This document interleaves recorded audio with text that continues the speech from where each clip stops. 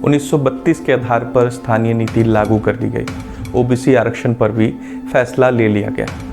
क्या झारखंड अब अपनी रफ्तार पकड़ सकेगा? क्या सच में झारखंडियों को अपना अधिकार मिल गया है? सारे विरोध, सारे आंदोलन इस फैसले के बाद क्या खत्म हो जाएंगे? बाहरी कौन? बाहरी कौन? हम तो कट ऑफ डेट के बाद आने वाले लोगों को बाहरी मानते हैं। कि बच्ची केवल 32 का खतियान नहीं, अब तो जयराम जी का बहुत जबरदस्त विरोध हो जाएगा। कितने लोगों के पास 32 का खतियान है यहाँ पे? कितने जिलों में 32 का सर्वे हुआ है? इसका तो जवाब दे वो। और मुख्यमंत्री का सड़क पे चलना दुर्वार हो जाएगा। या यह फैसला एक बार फिर कोर्ट की दहलीज पर राज्य के विकास की रफ्तार रोक देगा। झारखंड कैबिनेट ने कुल 41 प्रस्तावों को मंजूरी दी थी, लेकिन खबर इन दो बड़े फैसलों को लेकर है। कैबिनेट के प्रस्ताव के बाद अब आगे क्या होगा? आरक्षण को कैबिनेट की मंजूरी मिली है, लेकिन क्या राह आसान होगी? 1932 खतियान आधारित नीति में कौन कौन सी समस्या आ सकती है? नारेबाजी, पटाखे, आभार यात्रा और मुख्यमंत्री हेमंत सोरेन को धन्यवाद देने के बाद इन सवालों के जवाब की तलाश होगी। आइए हम कोशिश करते हैं इसे समय से पहले समझ सकें। आखिर स्थानीय कौन है? झारखंड के 21 सालों के इतिहास में सबसे बड़ा सवाल है कि आखिर स्थानीय है कौन? जो भी सरकार आई उसने अपने आधार पर बताया कि स्थानीय कौन है। अब एक बार फिर स्थानीय होने की परिभाषा गढ़ दी गई है।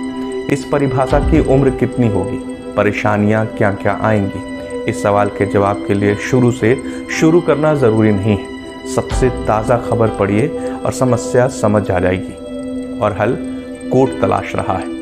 आरक्षण को सिर्फ ओबीसी के आरक्षण के मामले से मत समझिए। आपको साल 2019 में लोकसभा चुनाव से ठीक पहले आर्थिक रूप से पिछड़े सामान्य क्षेत्रों के लोगों के 10% आरक्षण के पूरे मामले को भी समझना पड़ेगा, जो अब भी विवाद में है। संसद के दोनों सदन में संविधान संशोधन विधेयक पारित होने के बाद राष्ट्रपति ने भी इस पर मुहर लगा दी। साल 2019 में एनजीओ समेत 30 से अधिक याचिकाकर्ता सुप्रीम कोर्ट पहुंच गए। अब संविधान के अनुच्छेद 15 और 16 में संशोधन किए जाने को चुनौती दी गई है। मामला अब भी चल रहा है। अब आइए झारखंड में आरक्षण की स्थिति पर। 1932 के खतियान के अलावा ओबीसी को झारखंड में 27% का आरक्षण देने का फैसला लिया गया है। कुल मिलाकर एससी को 12%, एसटी को 28%, अत्यंत पिछड़ा वर्ग को 15%, पिछड़ा वर्ग को 12% और आर्थिक रूप से कमजोर सामान्य वर्ग के लिए 10%, यानी कुल 77% आरक्षण। सामान्य वर्ग के लिए सीटें बची सिर्फ 23%। मध्य प्रदेश हाई कोर्ट में अन्य पिछड़ा वर्ग ओबीसी आरक्षण का मामला चल रहा है। इसमें कहा गया है कि किसी भी सूरत में आरक्षण का कुल प्रतिशत 50 से अधिक नहीं होना चाहिए। ना सिर्फ हाई कोर्ट बल्कि सुप्रीम कोर्ट भी इस पर सहमति देता है। साल 1963 से 64 में एमआर बालाजी के मामले में कहा गया कि कुल आरक्षण का 50% से कम होना चाहिए। इसके बाद यह बात साल 1992 में इंदिरा साहनी के मामले में सुप्रीम कोर्ट ने फिर दोहराई। इसके बाद साल 2022 में सुप्रीम कोर्ट ने मराठा आरक्षण के मामले में सभी बिंदुओं पर विचार करने के बाद फैसला दिया कि आरक्षण की अधिकतम सीमा 50% तय है।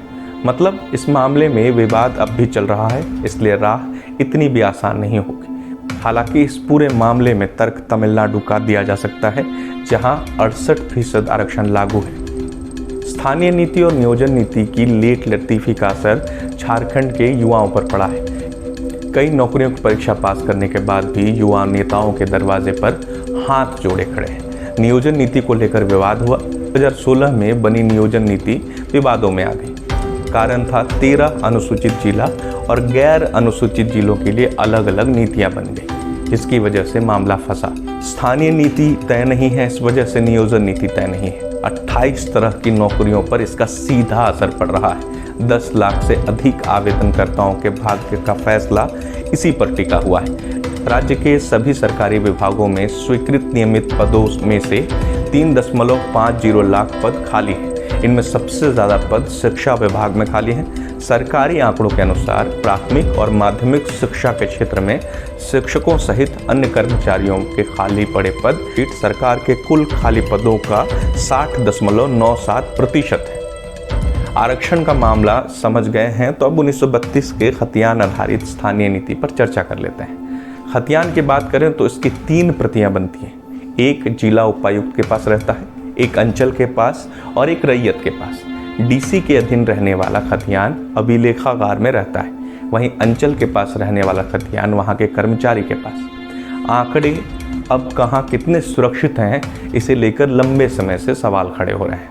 साल 1932 के खतियान को आधार बनाने का सीधा अर्थ है कि उस समय के लोगों का नाम खतियान में होगा, यानी 1932 के वंशज ही झारखंड के असल निवासी हो गए।